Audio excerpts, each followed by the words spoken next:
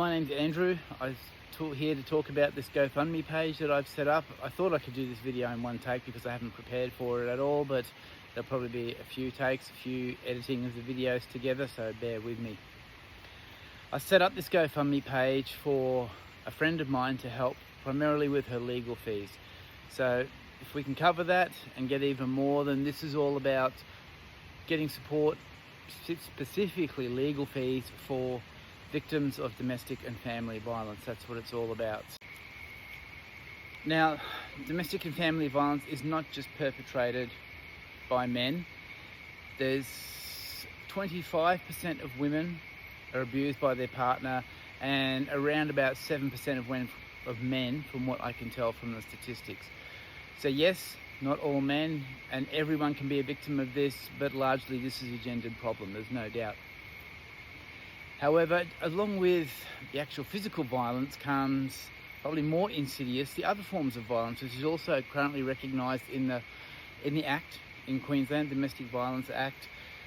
Emotional abuse, financial abuse, sexual coercion, psychological abuse, emotional abuse. These are the things that people don't see, but they all make up abuse. And these are the things that my friend has been a victim of. She has no bruises, no black eyes or anything to show what she's been through, but it's real. The trauma's there, but she's struggling on a low income to pay for a lawyer to get simply a fair and equitable outcome. That's all she's asking. Now, this is just to do with financial matters, nothing else. I'm not trying to take someone for everything, but just to get a fair and equitable outcome in the eyes of the law, which is expensive. Lawyers cost a lot. Lawyers who can quickly bring this to an end, hopefully, do cost a lot for their skills. So the reason I set up this GoFundMe page is to help her with this. So honestly, if we could help her with her legal fees, that would be amazing. But where does it end? Where does it stop? We could raise even more to help victims of domestic and family violence. So a bit of background, I do this stuff for a living. I work in the field of domestic and family violence and with sexual offending, so I do know what I'm talking about.